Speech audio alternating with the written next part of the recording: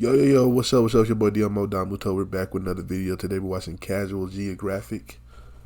Um, when you are the child support. So, I don't know what this what this means, but you know what I'm saying? Something to do with animals and nature and shit. But alright, let's get into it. Are fathers really that necessary? You know, it's crazy we can even ask a question like that. You want to know how important father figures actually are? Studies done in South Africa found that without the presence of older, mature bull elephants, the younger bachelor males were more likely to exhibit aggressive, destructive, and straight-up menace behavior, escalating all the way to them Sound like projecting humans. their daddy issues on the south side of a rhino. And it wasn't until more seasoned bulls were brought back in that the rhinocentric assaults decreased. And even though with humans the stakes don't usually involve a rhino's rectum, subtracting fathers from a population can be just as problematic. I'm not going to list all the ways because then we'll be here forever. Just know that a majority of the prison population wouldn't even be there in the first place if their fathers had come home from getting milk. Unless you're an athlete, in which case it's just a buff of greatness. There are many fathers in nature that are just as important, and seahorses aren't really one of them. We call seahorses amazing fathers, and really all they do is spunk out new recruits to the census from their midsection. It's really no different than what every 14-year-old does the moment they discover incognito. Except with them, their swimmers aren't undercooked.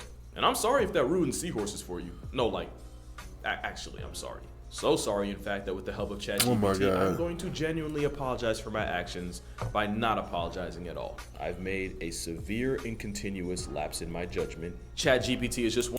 Horses are the only fathers that give birth, and they do so after 6 weeks of incubating his brood of up to and over 1,000 babies in his belly. Now add in the fact that seahorses will often mate for life and reinforce their pair bond with a synchronized dance, and Stevie Wonder can see how seahorses got the reputation of being the best fathers in the animal kingdom. Except the male seahorse will occasionally cannibalize a small percentage of the kids he pops out. And while it's true a baby seahorse is called a fry, a papa seahorse acts a little too accordingly by turning his unluckiest children into an infinite food hack. Not enough to truly threaten the survival of the next generation, but just enough for me to confidently say you can find about 10 better fathers in nature. Like, for example, the fox. Like the seahorse, the red fox is often monogamous, meaning that one Spider-Verse line can easily apply to them too. At first, Father Fox has a full-time job bringing back food to his partner who stays home with the kids. But as they get older, that's when the tough love starts. Once the foxlets start getting bigger and more capable, their dad starts showing up with less and less food. Instead, he'll start burying the extra food near the den and even cover it up with twigs and brush in order to teach his kids how to be more independent and find it themselves. And that's not the only life lesson served by Father Fox, because in an area where foxes were getting murked by coyotes, researchers noticed male foxes playing with their kids by chasing and ambushing them. Almost like they were trying to teach the next generation how to avoid predators. And speaking of coyotes, you'll find that there are some W dads too. Coyotes are just as loyal, and sometimes even death doesn't make them find a new mate. Coyote couples typically hunt together, but as scavengers who will often finesse food from much bigger threats like wolves and bears, it's usually the male that'll stake out a possible bounty first while his mate watches from a safe distance. That way, if worse comes to worse and he gets put on a shirt, his mate still has a chance to raise their children as a single mother. You wouldn't see a seahorse do that. And honestly, wild canids in general kind of break the rule of male mammals being more of a deadbeat than a roadside raccoon. Father wolves are just as overprotective as you'd expect. Here, you can see a father wolf harassing a black bear and trying to get it to chase him after the bear wandered and got too close to his pups hidden near some trees. And African wild dogs will actually let the pups feed first rather than have the most alpha male get first serves and have everyone else fall in line.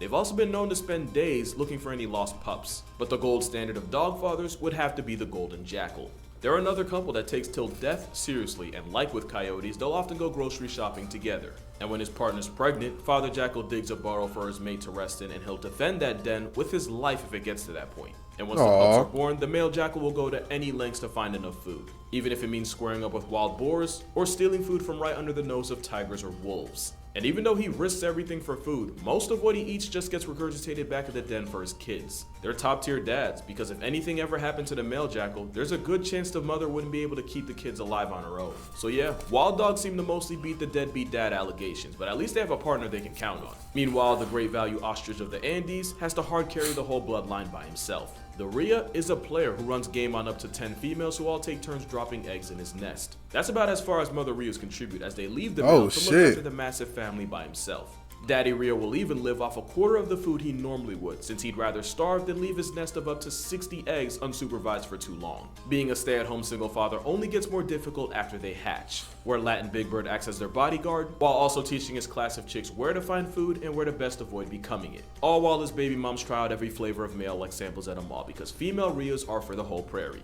I'm Oh, pretty sure the shit. father Rhea likes it that way, since once the eggs are laid, he'll chase off anything with a pulse that even looks at them the wrong way, even if anything includes an amorous female. Daddy Rhea puts his actually that sounds kind of gross. Father Rhea puts his kids first, but he's not the only member of the rat-type family that does. Cassowaries are like if nature engineered an animal with the sole goal of f***ing with my sanity. But even this Jurassic drumstick finds time to be an S-tier father. Female cassowaries also social distance from their eggs and children, leaving the parenting all up to the male. And even though cassowaries are actually really shy and would rather run from smoke than to it, a male will turn it up to 100 if his children are involved. And just like his cousin the Rhea, the blueberry-flavored paralysis chicken spends 9 months raising his clutch of chicks, teaching them how to survive until they can successfully do it on their own. Hey, W fathers, W fathers. Devoted dads that the whole reason we call them the most dangerous bird in the world is likely because of the lengths we've seen them go to protect their children. In 2012, a photographer was charged and yeeted off a cliff by a hostile cassowary that I am now willing to bet had some kids in the area. But considering both them and Rheas have to carry the well-being of their entire family on their backs, I don't blame them for lashing out. The giant water bug does the same thing, except with them it gets ridiculously literal. Water bugs will lay their eggs above the water, and it's the male that stands guard and defends them against risks to minor safety, which includes scaring off other females that would easily turn his pride and joy into protein powder. Wow. There's even one type of water bug that'll physically carry up to 150 eggs all on his back.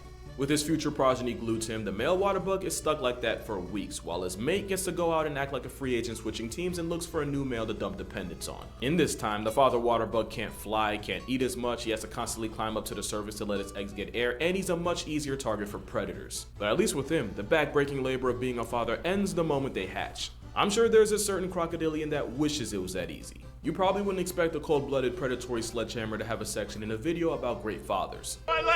But if that were true, this picture wouldn't exist. Wow. This is a male gharial acting as a sentient school bus for about 100 of his kids. Normally, croc miners ride shotgun inside their parents' jaws. But armed with a mouthpiece designed for griefing fish, instead they choose to be on water bug timing. Just like the Rhea, the guy gharial flexes a whole harem of females as procreation partners, and he gets to be the one to play one-man daycare as he guards them all. He might not be close to the single father the Rhea, cassowary, and waterbug are since his mates don't go out for milk indefinitely, but gharials might be the most unexpected animal on here. And right there with him are frogs. For example, the smooth guardian frog, that's his name by the way, I'm not making that up, he flexes his parental prowess by being the one to stay with the eggs and guard them after his mate lays them into the ground. And after almost 2 weeks of waiting, he's the one that carries the tadpoles on his back after they hatch, and he's the one that finds a nice pool for his brood to finish developing in. And it's not like he just dumps them in the first source of water he finds. Nah, not only are they particular about where and what they put their tadpoles in, the father will even equally divide his children between pools if he can. Like if he's carrying 20 tadpoles, he'll put 10 in one pool, 10 in the other. They're not the only frogs that take a cue from Dom Toretto and put family first. The giant African bullfrog can have not hundreds, but thousands of little ankle biters in a breeding season, and it's the dad that looks after them all. And for almost a month, he defends them like a slimy, water-loving pit bull, biting anything that even looks like a threat. Yeah, they have teeth, by the way. He'll even go out of his way to dig a canal to a bigger pond if he notices that the one his kids are swimming in starts to dry up. They're solid fathers, although admittedly they can resort to seahorse behavior by eating some of the kids he was guarding. But then again, cannibalism is kind of what frogs do. Darwin's frog will also eat his own children, but with them, they have a process. After his girl lays and leaves, once again, he's the one that sits with them and waits for them to start moving. Once they do, instead of backpacking his family, Darwin's frog takes it a step further by swallowing the eggs, letting them develop in his vocal sacs. And when they're ready, he delivers them to the world by puking his progeny out. And depending on how you define birth, you can argue that seahorses aren't the only fathers that qualify for paternity leave. They're definitely not the only fish. Another unlikely superhero father is a type of fish known as the stickleback. It starts with the male stickleback creating a nest for his females to lay their eggs in, and he holds the nest together using a special glue formed by his kidneys. That stuff isn't exactly easy to make, and the stronger the current of the river he's in, the more kidney glue he has to use in his house. And sometimes the cost of making his own product means he dies soon after spawning. But the ones that don't get Mufasa'd in the process revolve their entire lives around their families.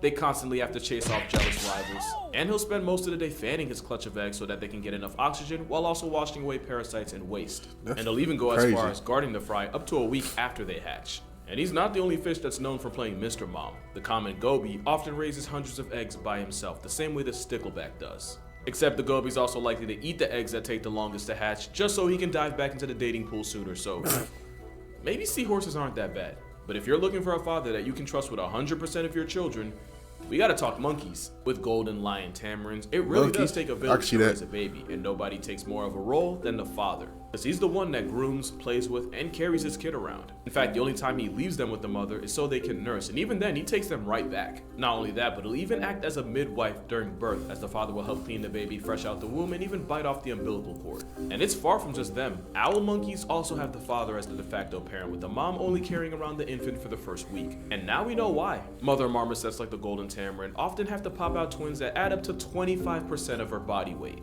Birth is not a fun process, and it's now believed that the physical toll it takes on the mother is why the males are the ones that take the lead in parenting. Meaning, marmosets are the only other animals that figured out the concept of maternity leave. There's also the fact that males literally put their families first. You see, the thing is, with most male mammals, an ovulating female instantly triggers a rise in testosterone. That's why those same male mammals are often good at making babies, not so much raising them. But a study showed that while single mateless marmosets reacted strongly to pheromones from females, the spoken for father marmosets really couldn't care less. So not only are they devoted fathers, they're also loyal enough husbands to reject any females for their families. Monkeys don't cheat, and we never thought a tiger could either, but this one managed to change a lot of what we thought we knew about them. P243 was a male tiger in an Indian reserve who confused scientists by single-handedly raising 4 cubs after his mate and baby mother passed tense. He'd share his kills with them, seemingly patrol the cubs' territory for danger. There was even a time where he brought down a whole cow, but didn't take any for himself and instead left it all for his cubs. And even though at this time he was an eligible bachelor, for a while it seemed like 243 was actively rejecting the advances of females just to keep his cubs a priority. This flew in the face of everything we originally thought about male tigers being just as deadbeat as their prey. And there's a good chance this wasn't just an exception. There was another case where a male named T25 was caught playing protector for a pair of orphan cubs that weren't even his. So there's a solid chance that we got it all wrong and that tiger dads are just as capable of stepping up, just like some birds. Because when a mother kestrel got bambied by some owls, it was the father kestrel that went on to carry the family. And unlike the rhea, kestrel males don't typically look after their chicks. They usually just provide food, but it seemed that the widower knew that wouldn't be enough. The males slowly but surely started doing all the things the mother would have. Brooding them, feeding them, keeping them warm, and even tearing up the food he brought into tiny pieces the big chicks could eat. Keep in mind, he wasn't good at it at first, and researchers genuinely wondered if he'd be able to pull through for them. In fact, it took a couple tries for him to realize that his chicks wouldn't eat if he didn't do the bird equivalent of cutting up their food for them. But that's the thing, it didn't come naturally, and he still kept trying for his chicks, and he still managed to raise them. But there is no animal that does more for his chick than the last animal in this video. Be honest, you knew there was no way emperor penguins wouldn't get mentioned in a video about fathers. And it's because male emperors have to spend 2 months straight alone with their egg. That's 2 months of complete darkness while tanking -40°F and getting smacked by 120-mile-per-hour winds. So cold that if the father happens to fumble the egg onto the ground, it takes less than a minute for the chick inside to enter the gulag. The margin for error is so small that for the 2 months of ice-chilled, sun-deprived hell, the penguin dad barely moves at all, since the entire time he's balancing the egg on his feet. And when the egg finally hatches, the fasting father feeds his baby with a crop milk made from a gland in his throat, making him only one of 3 birds that uses crop milk. It isn't until the mom finally returns from sea that they switch off and the father can finally feed himself. But by the time he waddles all the way to the breeding ground, pulls a female, does a 2-month mannequin challenge in Satan's icebox, gets relieved by the mother, and waddles back to sea, it's been a good 4 months since he's eaten anything, during which he loses almost half of his body weight in the process. It's like when 50 Cent nearly became a hashtag for a movie I guarantee none of you actually watched. I seen the movie. I know I didn't. And that's when all things fall or some shit. Back and doesn't get put on a milk carton while out fishing. At the end of the day, emperor penguin dads get griefed by every force of nature, all for their little gray baby face tap dancing mini him. And because of all that, I think it's fair to say emperor penguin dads are the goats of fatherhood. But that's gonna do it for this video. Hope you enjoyed it. Make sure you drink water, hug your mother. 2 months. Shout out to all the fathers out they there. Barely eat. Y'all really don't get enough credit. Probably don't eat at all. Father, That's crazy. You appreciate him. Don't wait for a calendar or Instagram to tell you to. And if you don't have a father, my condolences. I know today's probably not the best for you. Just try to take care of yourself. And if you don't have a father or a mother, damn, okay, Batman, who are your ops? May you turn all that character development into something That's crazy. positive. Just know, you better have a banging college essay. Shout out to Opera for sponsoring this video. Shout out to my father for sponsoring. Hey man, there's some W animal fathers out there, man. You know, except for the ones that eat their people, their children. Those are the weird ones. But the other ones, those some W's. Anyway, if you like my reaction, make sure you like, comment, subscribe. Shout out to Casual Geographic, and I'll catch you next time. Peace.